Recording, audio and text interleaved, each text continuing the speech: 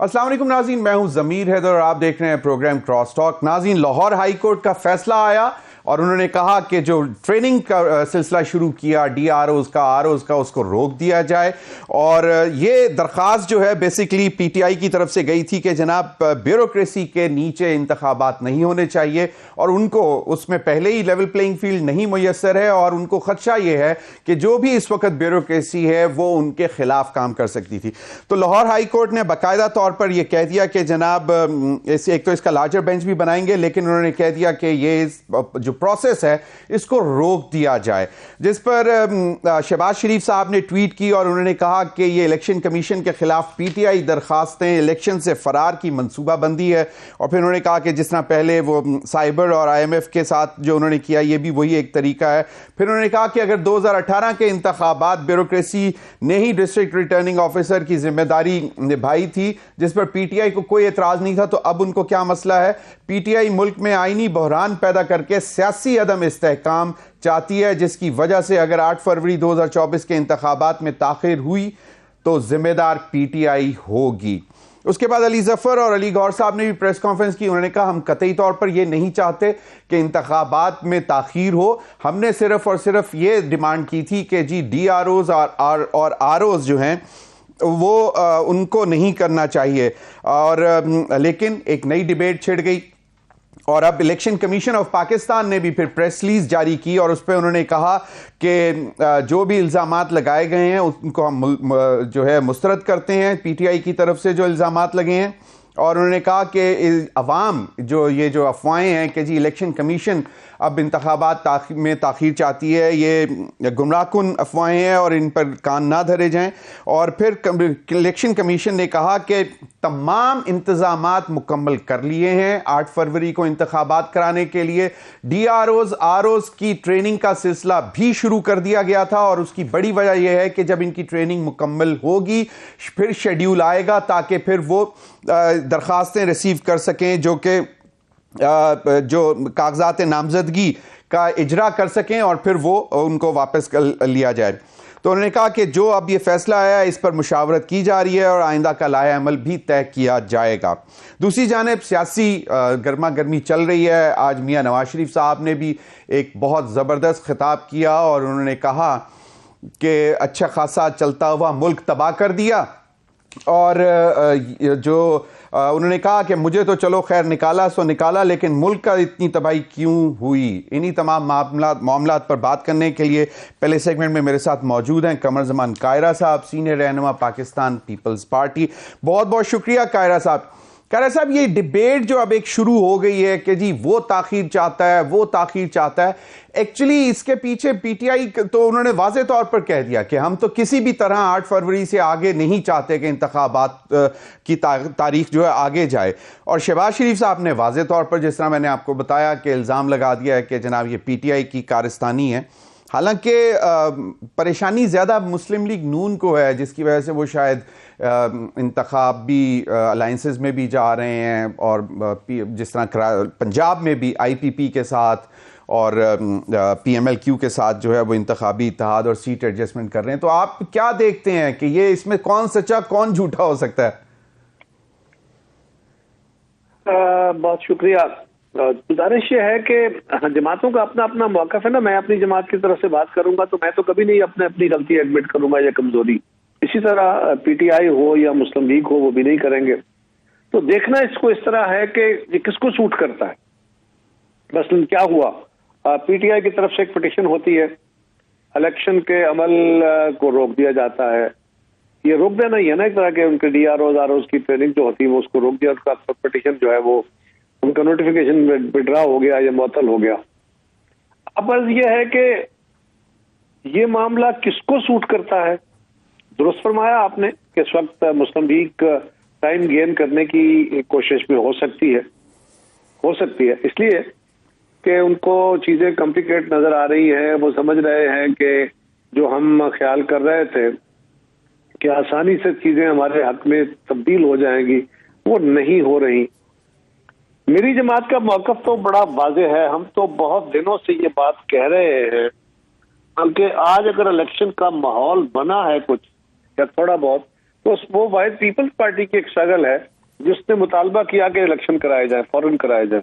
और हम तो कह रहे थे कि जी डेट दे दी जाए, फौरी तौर पे शेड्यूल दे दिया जाए,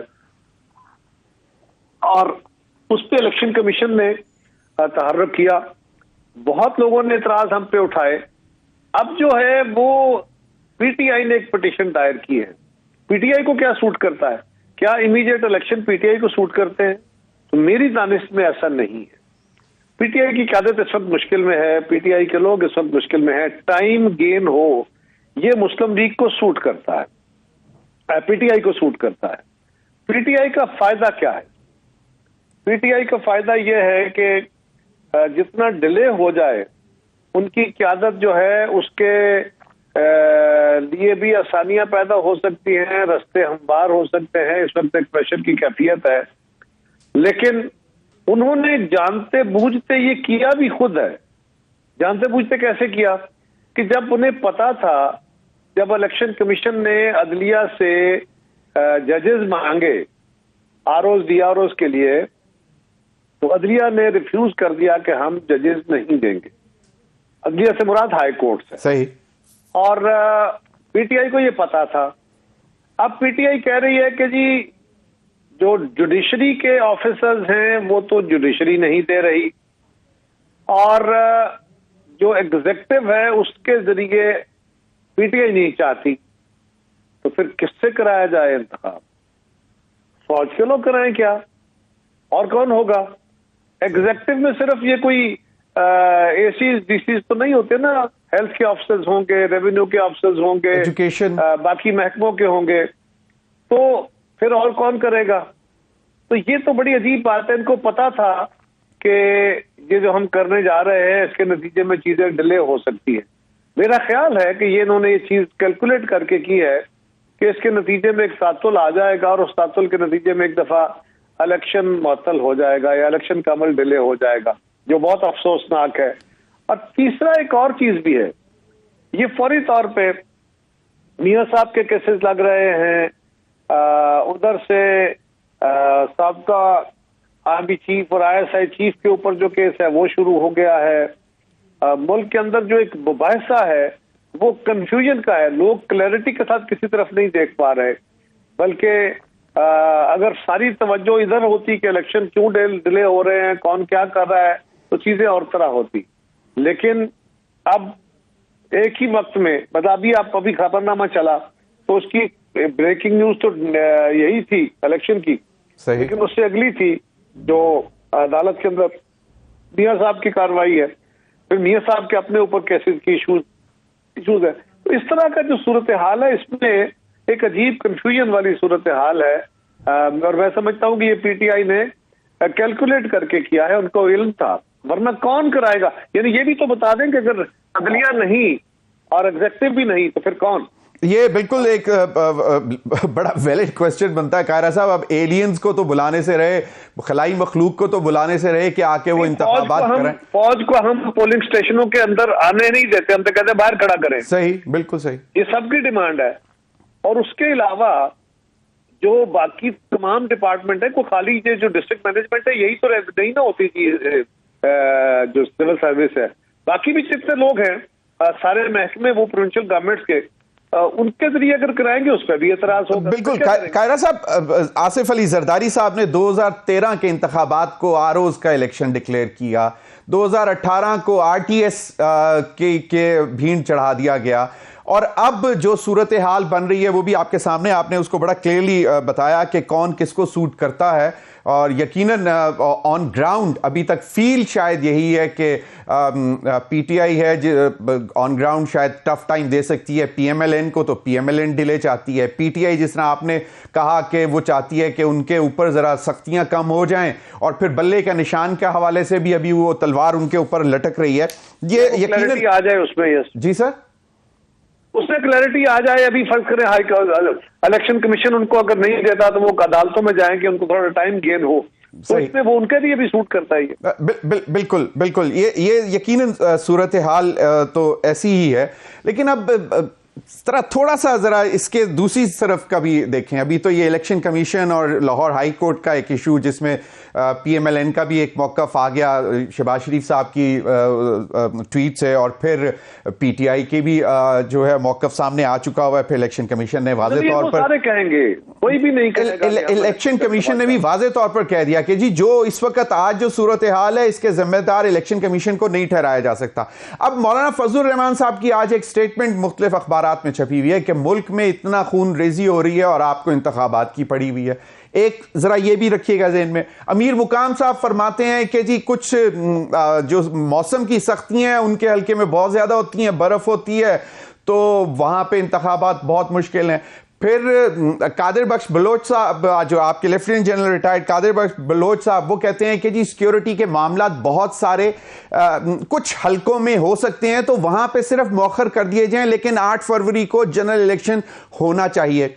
आपके प्राइम मिनिस्टर कहते हैं कि एज वी स्पीक इंतखाबात तो भाई 8 फरवरी को होने हैं, लेकिन कल क्या होगा ये नहीं मालूम। अब ये जिस तरह आप कह रहे हैं कि this is all like combined, बाकी सब जो है वो हल्का बंदियों के खिलाफ पिटीशंस लेकर जा रहे हैं, MQM, PMLN और बहुत सारे लोग। देखिए ना, एक तो जनरली एक डिबेट इस वक्त ऑलरेडी जारी थी कि इलेक्शन हो जाएंगे, इलेक्शन इल्तवा में चले जाएंगे। एक वाहिद पीपल्स पार्टी बिलावल भुट्टो साहब हैं जो मुसलसल ये असरार कर रहे हैं कि इलेक्शन कराओ, जल्दी कराओ, डेट दो। देखिए, जो मौसम की सख्तियां हैं ना, आज किसी इलाके में बर्फ पड़ रही है तो कल किसी इलाके में गर्मी की शिद्दत इंतहा को होगी।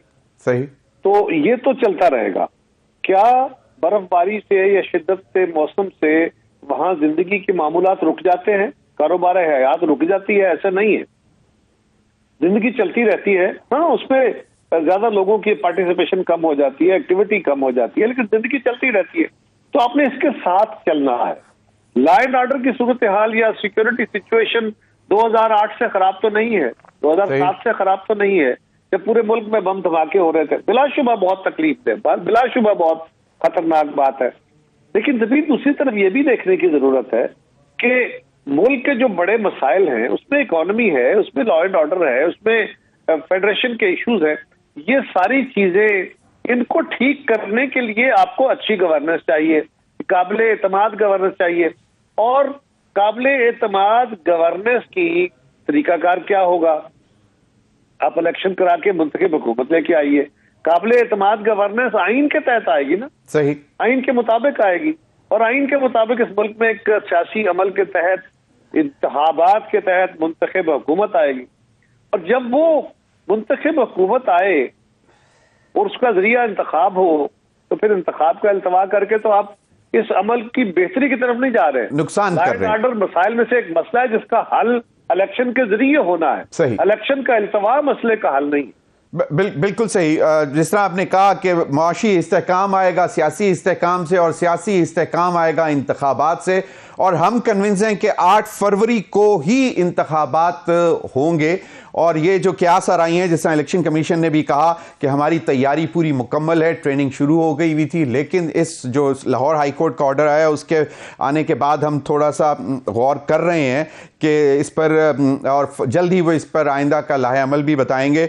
अभी कारा साहब एक ब्रेक पे जाएंगे, ब्रेक के बाद ज़रा थोड़ा सा जानने की कोशिश करेंगे कि क्या परेशानियां हैं अभी भी सियासी जमातों में, ख़ास तौर पे मुस्लिम लीग नून में, कि वो उनका नज़रियाती नैरेटिव है या सियासी नैरेटिव है या सिर्फ इलेक्शन का स्लोगन है। ब्रेक के बाद।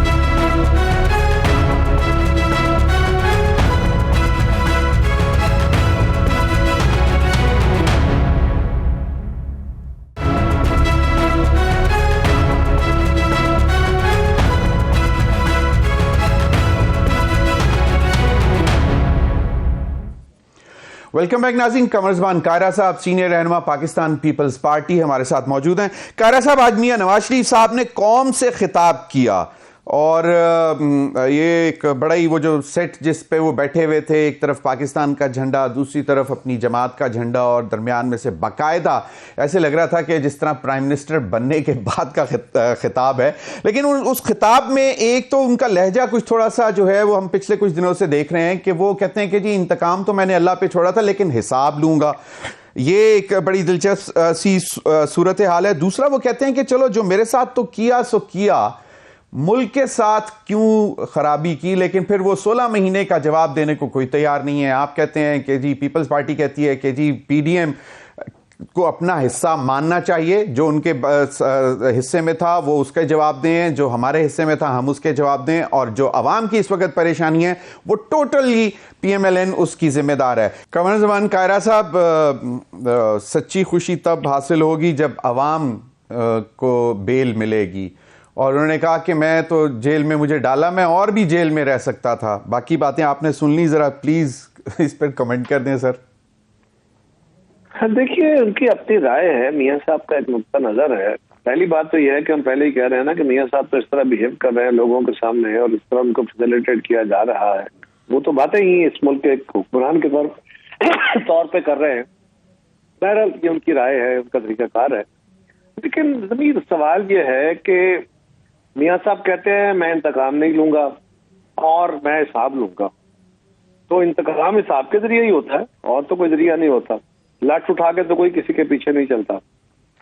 अगर किसी ने गलती की है तो उसने भी कानूनी जराए या सरकारी ऑफिसेस को ही इस्तेमाल किया, और कल अगर मियां साहब किसी से हिसाब लेते हैं तो जो उनको सजा हो या किसी को अगर पकड़ेंगे या उसके खिलाफ कोई, तो यही होते हैं और इंतकामी रवैये और क्या हो सकते हैं। मैं नहीं कह रहा कि वो इंतकाम देंगे, लेकिन वो एक ही वक्त में दो बातें कह रहे हैं। रही बात कि मेरा क्या नुकसान हुआ, बहुत सारे केसेस में ऐसे होता है कि कोई ऐसा फैसला कर देती है पुलिस, किसी को पकड़ के जेल में डाल देती है, वो बंदा जेल में चला जाता है और उसके बाद 4-6 महीने बाद पता चलता है कि वो तो कत्ल के केस में था लेकिन वो बरी हो गया क्योंकि उसको गलत शामिल किया गया था। इन्वेस्टिगेशन के बाद पता चला कि वो तो बेगुनाह था। तो फिर क्या पुलिस को उसका हिसाब देना होगा इस मुल्क के अंदर आइंदा कि आपने पकड़ा क्यों था इसको, या जिन लोगों ने उसके खिलाफ केस दर्ज कराया था उनके खिलाफ हम मुकदमा दर्ज करेंगे? क्या इस तरह का कोई कानून नया बनाने की कोशिश है? मुझे नहीं पता, लेकिन उनको क्लैरिटी के साथ ये बात करनी चाहिए। और किसी तरह का भी ये जो हिसाबी किताबी अमल है ना, ये हिसाबी करने चले थे या पूछने ही चले थे ना जनरल मुशर्रफ से, और उसके बाद फिर क्या हो गया? हमें देखना होगा कि हमारे मुल्क के हालात क्या हैं, सिक्योरिटी के हालात क्या हैं, गिरदोनवा के हालात क्या हैं, दुनिया हमारे बारे में क्या कह रही है, इस वक्त आलम पाकिस्तान को किस नजर से देख रहा है और क्या करना चाह रहा है हमारे लिए। हमें ये बातें देखने की जरूरत है। और ये ठीक है कि माजी में जिन लोगों ने गलतियां की हैं उनका हिसाब किताब होना चाहिए, लेकिन वो हिसाब किताब अदालती केस या पर्चे करके को पकड़ के जेलों में सजा देने के, मेरा ख्याल है जो रास्ता बीबी शहीद ने दिया था ट्रूथ एंड रिकंसिलिएशन कमीशन का, मेरे ख्याल है शायद वो मुनासिब और बेहतर रास्ता है। वो वही बेहतर रास्ता है। हम कायरा साहब, एक चीज उन्होंने एक और बात की कि मैं सिर्फ हवाई बातें नहीं करता हूं, जो मैं कहता हूं वो मैं करके दिखाता हूं, और वो जब हिसाब मांग रहे हैं तो फिर उसमें हमें कोई डाउट तो नहीं होना चाहिए, वो हिसाब फिर लेकर रहेंगे, क्योंकि वो कहते हैं मैं जो कहता हूं वो करके दिखाता हूं।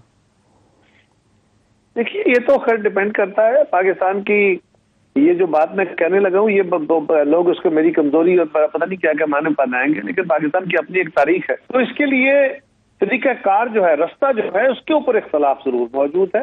इस प्रिंसिपल पे किसी को इख्तलाफ नहीं है। सही। कायरा साहब, बिलावल भुट्टो जरदारी साहब ने अगले रोज Peshawar high court bar association से खिताब करते हुए बिल्कुल एक नया लहजा हमें सुनाई दिया, जो उनके जलसों में था। जिस तरह वो अटैक कर रहे थे कि एक लाडला है, एक बाकायदा फुल, तो और फिर मुझे बताया जा रहा है, मैसेज दिए जा रहे हैं कि आप केपी में क्यों कैंपेन कर रहे हैं, यहाँ पे तो चीज़ें तय हो चुकी हुई हैं, और फिर वो उनका एक बड़ा शदीद रद्द अमल भी था उस पर। लेकिन कल हमने उनको सुना कि वो फरमा रहे थे कि जनाब हमको अब अपनी पुरानी रवायतें छोड़कर, एक दूसरे की टांगें खींचना छोड़कर, अपनी अना को दफन कर कर आगे की तरफ देखना है। और बेसिकली ये जरदारी साहब ने बहुत पहले भी ये बात की थी जब जो चार्टर ऑफ इकोनॉमी करने की बात कर रहे हैं। इस वक्त सबसे बड़ा जो मामला है वो तो यही है कि आपने आवाम को रिलीफ कैसे देना है। देखिए, आवाम को रिलीफ शॉर्टकट कोई नहीं है। आवाम को रिलीफ के लिए एक बेटर गवर्नेंस चाहिए और एक लंबा रास्ता है। ये चंद महीनों के अंदर कोई रिलीफ नहीं आ जाना, कोई टर्न अराउंड नहीं हो जानी, ये जादूगरी किसी के पास नहीं है। हाँ, पहले पाकिस्तान के अंदर एक फ्री एंड फेयर इलेक्शन कराया जाए, आइन के मुताबिक हुकूमत बने, अवाम बेहतर लोगों का चुनाव करें और उसके नतीजे में लोगों को अपनी बनने वाली हुकूमत पे एतमाद हो। वो मुश्किल फैसले करने होंगे। अगली हुकूमत बहुत मुश्किल वक्त में आएगी, उसको बड़ी तकलीफ से गुजरना पड़ेगा और उनको मुश्किल फैसले करके आगे बढ़ने की जरूरत है। मैं नहीं समझता कि यकीनन जावेद साहब ने जो कहा वो दुरुस्त बात है कि हमें माजी के रवैयों को छोड़ना होगा। हमें पाकिस्तान की तरफ देखना होगा ना। देखे ना, इस वक्त बेपनाह मसाइल है, हम आपस में एक तनाव है, इदारा जाती तनाव है। पाकिस्तान का मैन्युफैक्चरिंग सेक्टर जो है वो गिर रहा है, इंपोर्ट और स्मगलिंग ने हमारी बर्बादी की हुई है, पाकिस्तान का पैसा ड्रेन हो रहा है, ब्रेन ड्रेन हो रहा है। इस सारे अमल को रोकने के लिए गवर्नेंस से रोकना है ना, सिर्फ ताकत ने तो नहीं। सही, बिल्कुल सही। तो उसका तरीकाकार यही है। मेरी नजर में तो यह है कि फौरी तौर पे फेयर फ्री इलेक्शन करा के, क्योंकि इलेक्शन के जरिए तश्कील पाने वाली हुकूमत बेसिकली इन मसाइल का हल है। इन मसाइल को हल करने के बाद वो हुकूमत बनाने की जरूरत नहीं होगी। सही। कायरा साहब, तलखियां खत्म करनी चाहिए, टांगे नहीं खींचनी चाहिए, एक दूसरे के ऊपर इल्जामात नहीं, लेकिन पॉपुलर जो इस वक्त, क्योंकि इस वक्त जो सबसे बड़ा मसला है वो महंगाई का है, और अभी जो इस लास्ट वीक जो सेंसिटिव प्राइस इंडिकेटर क्लोज हुआ उसमें तो ऐसी ऐसी चीजें सामने आई हैं कि अब वो महंगाई का जो रुझान है वो रुक ही नहीं रहा और अवाम इसी से परेशान है। और उनका यह ख्याल है कि जो 16 महीने की जो कारकर्दगी थी जिसमें आप लोग भी शामिल थे, उसकी वजह से अभी तक ये उनके सर से ये बिला टल नहीं रही महंगाई की। अब बात ये है कि ये एक मिसपरसेप्शन है सर। ये भी मीडिया के अंदर भी कुछ इस तरह की डिबेट्स होती हैं और कुछ एक्सपर्ट्स भी ये बातें करते हैं, सियासी जमातों ने भी हमारी मुखालफत में ये बातें कही। सवाल ये है कि अगर पाकिस्तान की एक्सपोर्ट्स कम हो रही थी और हमने उसको एनहांस करने की कोशिश की तो क्या हुई कि नहीं? कर्ज हमने लिए थे, कर्ज ना लेते तो पाकिस्तान क्या डिफॉल्ट कर जाता कि नहीं? अगर कर जाता तो हमारे पास क्या ऑप्शन था? अगर आलमी मंडी में तेल की कीमतें बढ़ी और हमने तेल की कीमतें बढ़ाई और उसके नतीजे में पावर सेक्टर के अंदर भी कीमतें बढ़ी, तो ये बातें तो अपनी जगह है ना कि गवर्नमेंट के पास ऑप्शन तो और कोई नहीं थे। अब सवाल ये है कि जी आपको थेफ्ट रोकनी है, गैस की, बिजली की, आपको स्मगलिंग रोकनी है, आपको ये सारे अमल तो फौरी तौर पे नहीं हो पाएंगे। आपको लाइन लॉसेज कम करने पड़ेंगे, आपको बिजली के रेट कम करने के लिए आपको जो फैसिलिटीज लोगों को दी हुई है विड्रॉ करनी पड़ेंगी। तो ये कोई पलक झपकते में तो नहीं हो जाएगा। सही कायरा साहब, लेकिन बिल्कुल सही फरमाया कायरा साहब, लेकिन एक अब आपको कैंपेन में जब इलेक्शंस में जाएंगे तो वो एक और इशू है। कैंपेन को एक तरफ रख दे, देखिए ना, पहले हकायक हैं। चल वो बिल्कुल आपने बता दिए। पहले मेरी गुजारिश सुन लीजिए सर। पहले तो रियलिटी है ना। फर्ज करें अगर हमारी एग्री प्रोडक्ट जो है वो महंगी हो गई है क्योंकि तेल महंगा हो गया है, क्योंकि बिजली महंगी हो गई है, क्योंकि फर्टिलाइजर महंगा हो गया है, क्योंकि जो बीज है वो महंगा हो गया है, तो इसके नतीजे में किसान के खर्चे बढ़ गए हैं, उसकी आमदन उसका जो कैपिटल कास्ट है फसल पैदा करने की वो बढ़ गई है, पेस्टिसाइड की कीमतें बढ़ी हैं, तो उसने कीमतें बढ़ानी है। वो बढ़ाएगा तो नेचुरली इस इंडेक्स में इजाफा होगा। तो सवाल ये है कि क्या ऑप्शन है? ये तो एक लॉन्ग टर्म स्ट्रेटजी के तौर पे आप चीजों को कंट्रोल करेंगे। बिल्कुल सही, लेकिन सर ये भी होगा कि सिर्फ जब चीजों की कीमतें कम होना किसी हद तक हुकूमत के इख्तियार में है, ज्यादातर तो ये मार्केट फोर्सेस और मार्केट फोर्सेस ही डिसाइड करती हैं सर, लेकिन उसमें गवर्नेंस का इशू आ जाता है और यही एतराजात उस वक्त 16 माह की हुकूमत में उठाए जा रहे थे कि कहीं ना कहीं पे कुछ गवर्नेंस की लैक जो है वो कमी थी। कुछ परसेंट उसका रोल होता है। बिल्कुल बिल्कुल बिल्कुल। अब बात यह है कि जी सिंध में आपके खिलाफ एक बड़ा अलायंस बन चुका हुआ है और सिंध अभी भी आप लोगों का स्ट्रांग होल्ड है, और अब तो जो नए लोग जो दोबारा वापस भी आए हैं और कुछ बड़े इलेक्टेबल्स भी आए हैं, तो शायद जो 2008 से 13 में बेहतरी आई सिंध में, 13 से फिर 18 में मजीद बेहतरी है और तवक्को ये की जा रही है कि 24 में इससे भी ज्यादा बेहतरी आएगी सिंध में। लेकिन पंजाब एक है। अब अलायंसेस की भी बात हो रही है। आबिद शेर अली ने एक बात की। जी कायरा साहब। आबिद शेर अली साहब को मैं कहता हूं कि वो किसी दिन बैठ जाए सईद गनी साहब के साथ या उनके जो वज़रा है या पार्टी के तर्जुमान है, तो वो उनको हिसाब दे देंगे, उनके साथ हिसाब, और उनसे हिसाब ले भी लेंगे कि वो क्या क्या करते रहे। तो ये गुफ्तगू है, इसका क्या जवाब दिया जाए। चले मैं मान लेता हूं, बिल्कुल बिल्कुल ये एक बेमानी सी गुफ्तगू है। अलायंसेस को कैसे देख रहे हैं कायरा साहब पंजाब में? अलायंसेस PMLQ के साथ, PMLN, IPP के साथ, और IPP के साथ जो अलायंस बनने जा रहा है जिस पर बड़ी बैक टू बैक मीटिंग शुरू हो गई हैं, उसका कहा यह जा रहा है कि नुकसान पीपल्स पार्टी को साउथ पंजाब में होगा। देखिए, पीपल्स पार्टी को जो नुकसान होगा वो तो हम देख लेंगे, भुगत लेंगे और उसका अदाला भी कर लेंगे। हमें यकीन है कि पाकिस्तान के अवाम को पीपल्स पार्टी की पॉलिटिक्स अब ज्यादा बेहतर समझ आ रही है। इंशाल्लाह उसका रिजल्ट आपको देखेंगे इलेक्शन। लेकिन आप जरा गौर कीजिए, अलायंसेस क्यों बनाए जाते हैं? अलायंसेस क्या शौक होता है? हर जमात की ये ख्वाहिश होती है कि उसके अपने कारकुन को टिकट मिले, वो उसके पार्टी लोग जीते और उसको सारी सीटें मिल जाएं। सारी ना मिले तो 2/3 तो जरूर मिल जाए, उसकी कोशिश होती है, और अगर 2/3 ना मिले तो कम से कम अक्सरियत तो मिल ही जाए। तो ये जो पोस्ट इलेक्शन हुकूमत साजी में अगर किसी जमात की अक्सरियत नहीं होती तो फिर अलायंसेस बनना और सूरत है। हम भी बनाते रहे हैं, मुस्लिम लीग के साथ भी, बाकी जमातों के साथ भी। ये जो प्री इलेक्शन इत्तेहाद होते हैं, ये तो बुनियादी तौर पे बड़े सवाल पैदा करते हैं ना। एक जमात जो क्लेम कर रही है कि हम पॉपुलैरिटी की इंतहा पे बैठे हैं, पीक पे हम हुकूमत बनाने वाले हैं, और पंजाब में तो हम 120-25 सीटें लेने वाले हैं, और इस तरह तो पाकिस्तान के अंदर मेजॉरिटी सीट्स हमारी हो जाएंगी, 2/3 से आएंगे। लेकिन सवाल यह है कि फिर आप PMLQ, IPP, MQM, BAP, Pagara League, इन सबके साथ इत्तेहाद या सीट एडजस्टमेंट क्यों, क्या जरूरत पड़ गई? और इन सारी जमातों के माजी को जरा गौर कीजिए। सारी जमातों का माजी ये है कि ये कहां से ताकत और रहनुमाई ड्राइव करती हैं, ये कहां के इशारे पे अपने रास्ते बदलती है।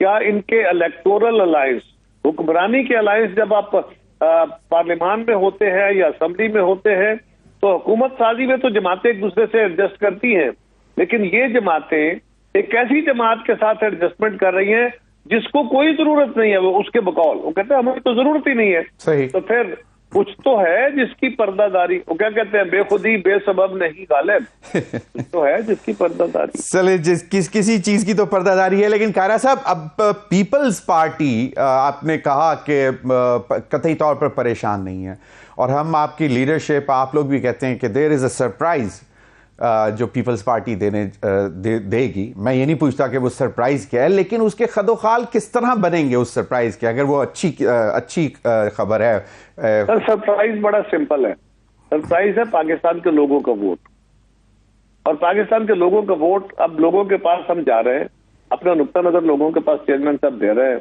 अपना फ्यूचर भी वो लोगों को बता रहे हैं, वे फॉरवर्ड भी दे रहे हैं, मसाइल के हल का रास्ता भी दे रहे हैं। और लोगों को ये भी पता है कि जनाब बिलावल भुट्टो जरदारी साहब जब वजीर खारजा बने तो बड़े लोगों ने तंजन कहा कि नौजवान है, अभी बच्चा है, अभी पता नहीं है, अभी ट्रेंड नहीं है, फला फला। लेकिन उन्होंने साबित किया अपनी जहानत, अपने फिक्र से, अपनी कंसल्टेटिव स्किल से, कि उन्होंने दुनिया के मुश्किल तरीन मुकदमे को बहुत आला लड़ा, अक़वाम मुत्तहिदा में लड़ा, अक़वाम आलम के मुख्तलिफ फोरम्स पे लड़ा, दुनिया के बायलैटरल ताल्लुकात से लड़ा, और इमरान खान की हुकूमत जो पाकिस्तान की खारजा पॉलिसी का फुरकस निकाल के गई थी, इदारों के साथ, IMF, वर्ल्ड बैंक के साथ लड़ाइयाँ, अमरीका, बरतानिया, यूरोप, चीन, सऊदी अरब, इन दोस्त ममालिक को नाराज, और हमसायों को नारे सब कुछ करने के बाद बिलावल साहब ने सारे उस फैब्रिक को रिपेयर किया। बिल्कुल सही। उन्होंने बेहतरीन सफारतकारी के जरिए पाकिस्तान को इमदाद भी लेकर दी, ट्रस्ट भी बहाल किया, ट्रेड भी बेहतर की और बेहतर सफारतकारी, अच्छे सफारती ताल्लुकात भी कायम किए।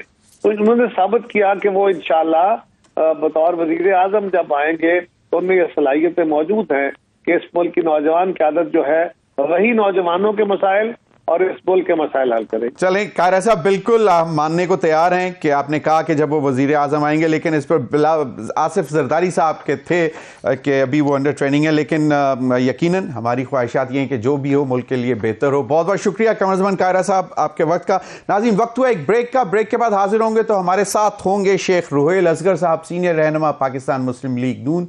स्टे विद अस।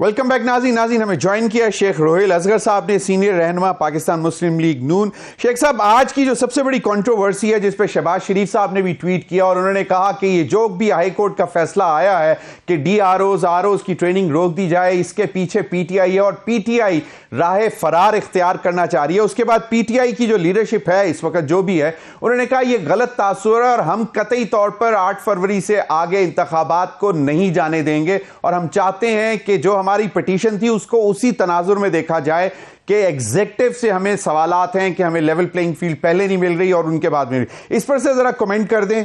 इसमें मैं इसलिए जरा थोड़ा सा एहतियात बरता हूँ अल्फाज अदा करने से कि चूंकि हाई कोर्ट का मामला है, मेरे अपने ख्याल में हाई कोर्ट ने जो कुछ किया है ये वायलेशन किया उन्होंने सुप्रीम कोर्ट के उस ऑर्डर की, जिसमें सुप्रीम कोर्ट ने ये कहा था कि आप 8 फरवरी जो एक कट डेट आ गई है जिसको इलेक्शन कमीशन ने मशावरत के साथ, सदर के मशावरत के साथ एक तय कर दिया था, उससे आप आगे नहीं जाएंगे 1 सेकंड के लिए। अब सुप्रीम कोर्ट को इसके खिलाफ एक्शन लेना चाहिए। ये क्यों किया गया? अगर आप देखें ना, उसमें जो जज साहब ने हुक्मनामा जारी फरमाया कि उस पर पाबंदी लगा के उसके बाद वो एप्लीकेशन भेज दी आपने chief justice for the larger bench, तो ये तो आपको यही कर देना चाहिए था ना कि लार्जर बेंच को एप्लीकेशन भेज दी थी, लार्जर बेंच इससे डिसाइड करता। शेख साहब, लेकिन उसको सही शेख साहब, सवाल ये पैदा होता है क्योंकि वो उन्होंने उस पर ये तो नहीं कहा ऑर्डर में कि जी इंतखाबात में ताखीर होनी चाहिए, उन्होंने तो कहा कि ये प्रोसेस अभी फिलहाल रोका जाए और लार्जर बेंच की तरफ उन्होंने दरखास्त भेज दी। आप बात दे रहे हैं कि ये एक बेसिक है, बेसिक यानी कि 14 और 15 को उन ROs के और DROs के वहां पे एक ट्रेनिंग प्रोसेस शुरू होना था। अगर आप उसको लेट करेंगे तो साथ ये भी फरमा देते ना कि अगर आप इनको नहीं चाहते तो किसको चाहते हैं? तो फरिश्ते ऊपर से आएंगे जो आके इलेक्शन करवाएंगे। अगर लॉ ऑफिसर्स आते हैं तो उन पर भी आपको इतराज होता है, और अगर एडमिनिस्ट्रेशन आई है तो उस पर भी आपको इतराज है। तो आखिर कराएगा कौन? अब देखे ना, लॉ ऑफिसर जो है वो आपने सुप्रीम कोर्ट से रिक्वेस्ट करनी है, सुप्रीम कोर्ट अपने लॉ ऑफिसर्स अपॉइंट करेगा, देगा, उसकी इजाजत सुप्रीम कोर्ट देगा, हाई कोर्ट भी नहीं देगा, सुप्रीम कोर्ट देगा, क्योंकि ये चारों हाई कोर्ट्स के आएंगे ना। तो उसमें मेरा अपना ख्याल था कि इसकी चंदा कोई जरूरत नहीं थी, जबकि सुप्रीम कोर्ट ने ये बात कह चुकी थी। अब आपने खामखा एक नया पंडोरा बॉक्स खोल दिया ना, जिसकी कोई जरूरत नहीं थी, कतई कोई जरूरत नहीं थी कि आप इलेक्शन होने दें यार। अब उसके बाद आप देखें ना, अगर खुदा न खास्ता कोई ऐसी बात आती है तो at the end of the day मामला तो आपके पास ही आएंगे इंसाफ के लिए, तो आप इंसाफ जल्दी कर देते। तो पता नहीं, मैं नहीं समझ पाया, लेकिन मेरा अपना ख्याल है कि सुप्रीम कोर्ट इसमें जरूर इंटरफेयर करेगी। सर बिल्कुल सर, वो क्योंकि इलेक्शन कमीशन की जो प्रेस रिलीज आई है उसमें उन्होंने कहा कि इस फैसले के बाद जो है हमने गौर भी किया और आइंदा का लाहे अमल भी जो है वो तय किया जाएगा, लेकिन उन्होंने वाज़ेह तौर पर कह दिया है। अब इसको जरा, इस सेंटेंस को सर जरा थोड़ा सा, कि उन्होंने कहा है कि जी मौजूदा सूरत हाल का इलेक्शन कमीशन को किसी तौर भी जिम्मेदार नहीं ठहराया जा सकता। मतलब ये मुझे समझ नहीं आ रही कि मतलब जस्ट इन केस मतलब मैं ये नहीं कह रहा कि जी सर इस अगर देखें, मैं आपको एक बात करूं, अगर इसमें एक लम्हे की भी ताखीर होती है तो इलेक्शन कमीशन अपने आप को बरीजुमा करेगा। इसकी ताखीर का जिम्मेदार वही होगा जिसने ये हुक्मनामा जारी फरमाया। अरे उसको चाहिए था ना कि आगे जो करना था या उसका जो अल्टरनेट था वो भी वो इरशाद फरमा देते ना। सिर्फ इतना कह देना कि आप चीफ जस्टिस साहब इसका लार्जर बैंक तश्कील दे दें इसके मामले, मतलब कोई अपनी समझ से बाहर है। बिल्कुल सही आपने फरमाया कि इस तरफ इस वक्त इन मौजूदा हालात में इस किस्म की जो है कंट्रोवर्सी आनी भी नहीं चाहिए थी, और हम और आप सब कन्विंस्ड हैं कि 8 फरवरी को ही इंतखाबात होंगे। पाकिस्तान पीपल्स पार्टी के साबिक डिप्टी स्पीकर फैसल करीम कुंडी साहब ने आज एक बात की है और उनका ख्याल है कि शायद PMLN ताखीर चाहती है। शेख रोहिल असगर साहब, शहबाज शरीफ साहब का जो ट्वीट है वो बहुत वाज़े है और क्लियर है कि जी PTI राह फरार इख्तियार कर रही है, क्योंकि जाहिरी बात है उनकी लीडरशिप अंडर मतलब बहुत सारे लोग उनके अंदर हैं, बल्ले का निशान उनको अभी नहीं मिल पा रहा, वो भी एक तलवार है, फिर उनके लेवल प्लेइंग फील्ड के भी सवालात हैं। तो लेकिन फैसल करीम कुंडी साहब का ख्याल है कि शायद PMLN भी ताखीर चाहती है, शायद वो कंफर्टेबल नहीं है और इसी वजह से शायद वो इंतखाबी इत्तेहाद में जा रहे हैं IPP PMLQ के साथ। हालांकि पहले तो क्लेम था कि वो क्लीन स्वीप करेंगे पंजाब को, लेकिन वो कहते हैं कि क्या वजह क्या है, और दूसरा वो कहते हैं कि अभी तक तो सिर्फ बिलावल ही हैं जो इस वक्त फील्ड में हैं।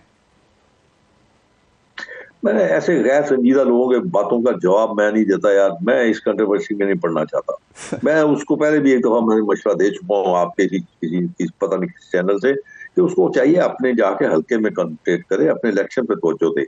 इस किस्म की बातें जो है ना वो अब मैं क्या उसके मतलब कहूँ, ये कोई लोकल गवर्नमेंट का इलेक्शन नहीं है, ना तुम लोकल गवर्नमेंट के नुमाइंदे हो कि तुम कौंसल का इलेक्शन लड़े, और गुफ्तगू बड़ी अजीब सी गुफ्तगू है, मेरी समझ से बाहर। कि मतलब पीपल्स पार्टी को क्या, पीपल्स पार्टी 2008 से लेके 2013 तक का जो टेन्योर था वो लोग अभी भूले नहीं है, या 15 साल जो पीपल्स पार्टी ने सिंध में जो कुछ काम किए हैं उनको भी आवाम बड़ी अच्छी तरह जानती है। मेरे ख्याल में सिर्फ ये बातें सिर्फ इसलिए की जा रही हैं या इसलिए प्रेशर बिल्डअप किया जा रहा है कि पाकिस्तान मुस्लिम लीग नून के मियां नवाज शरीफ शायद सिंध से अवॉइड करें या सिंध ना जाएं, या सिंध के अवाम को वो अपनी तरफ रागब ना करें। मेरा ख्याल है इसके अलावा और मुझे तो कुछ नजर नहीं आती। बात कुछ और हो रही होती है, बात कुछ और करनी शुरू कर देते हैं शेख साहब। लेकिन शायद थोड़ी सी परेशानी इसलिए भी है क्योंकि जिस तरह ही आप लोगों की IPP के साथ मामला तय होना शुरू हुए, और IPP जिसको जहांगीर खान तरीन साहब लीड कर रहे हैं, ताल्लुक उनका साउथ पंजाब से, उनके पास पैसा, जहाज, बहुत कुछ, रिश्तेदारियां, ताल्लुकदारियां, और फिर साउथ पंजाब पे होल्ड भी है, बहुत बड़े बिजनेसमैन भी हैं। तो उनका जो पीपल्स पार्टी का जो एक क्लेम था IPP बनने से पहले कि साउथ पंजाब तो उनकी जेब में पहले है, वो आपने निकाल लिया। तो आपको क्या लगता है कि ये एक परेशानी हो सकती है पीपल्स पार्टी के लिए जो IPP के साथ? मैंने आपको अर्ज किया ना कि आपने वो भी तो एक बयान सुना होगा ना बिलावल साहब का, कि 70 साल के लोग सियासत छोड़ दे जवानों को आने दो। उसके लिए मैंने कहा था आपने वाले साहब को मशवरा दे दो यार, सही दूसरों क्यों मशवरे देते? इसलिए मैं कहता हूँ मेरा अपना ख्याल था कि सियासत में कोई मैच्योरिटी आ जाएगी, संजीदगी होगी, लोग बेहतर बात करेंगे। इस तरह की बातों से लोग आपकी तरफ तो नहीं अट्रैक्ट होंगे ना। आप अपने मंशूर की बात कीजिए, आप अपने जो कारनामे आपने अंजाम दिए उनकी बात कीजिए, तो मेरे ख्याल में वो ज्यादा बेहतर रहती है कि बजाय इसके कि आप खाम खा की तनकीद, खाम खा की बातें, और आप उसके साथ क्यों अलायंस कर रहे हैं, आप उसके साथ, बस सियासी जमातों के आपस में अलायंस होते हैं। अगर आपकी तरफ कोई नहीं आ रहा तो इसका मतलब ये है कि आपका किसी के साथ आप पे किसी को कॉन्फिडेंस नहीं है, आप पे कोई इतबार नहीं है। तो अगर नून लीग अगर अलायंस की सियासत में जा रही है तो उसको जाना चाहिए। आप कैसे रोक सकते हैं, आप कैसे तनकीद कर सकते हैं? क्यों तनकीद करेंगे आप? बिल्कुल सही, जो नजर आ रही सही अपनी आपको सोच बता दी है कि शायद उनके ज़हन में ये है कि मियां साहब सिंध में जाके सिंध के अवाम को उठा देंगे और सिंध के अवाम जो है वो मियां साहब की बात सुनेंगे और इत्तेफाक करेंगे। क्योंकि उनका एक माजी तो है ना, वो काम तो करते हैं। सही। अब आपको याद होगा, अगर आप तल्लुक है आपका, तो सक्खर तक मोटरवे बन गई, सक्खर से आगे कराची तक बननी है, कराची से कोयटा तक बननी है। ये चीजें फिर आपको पे बैक तो करेंगी। और आपने फिर ट्रांसपोर्ट का मामला भी कराची में, आपको पता होगा, ट्रांसपोर्ट का मामला भी अपने हाथ में ले लिया था सही। नून लीग हुकूमत ने। और उसके बाद फिर आपको एक और याद होगा बात, जी सर, कि एक मामला और भी याद होगा आपको, कि पानी का मामला बहुत ही सीरियस मामला था, सिंध में पानी का मामला। Exactly. उसमें भी फेडरल गवर्नमेंट ने प्रोविंशियल गवर्नमेंट से कहा था कि हम आपके साथ कॉपरेट करते हैं, आपको फाइनेंस करते हैं, उसमें आप भी फाइनेंस कीजिए और इस पानी के मामले को आप हल कीजिए। लेकिन उस वक्त भी आप बैकआउट कर गए थे। तो इसलिए मेरा अपना जाती ख्याल है, मैं आपको ये पता नहीं, और तो मुझे कुछ चीज नजर नहीं आती सही। इन बातों चलें शेख साहब, आज मियां नवाज शरीफ साहब ने कौम से खिताब किया और उसमें उन्होंने कहा कि जो वो कहते हैं वो हवाई बातें नहीं करते, पूरा करके दिखाते हैं। तो अब उन्होंने कहा कि मैं इंतकाम तो मैंने अल्लाह पे छोड़ दिया, कि मेरा इंतकाम अल्लाह ले लेगा, इंतकाम मैं नहीं ले रहा, लेकिन मैं हिसाब लूंगा।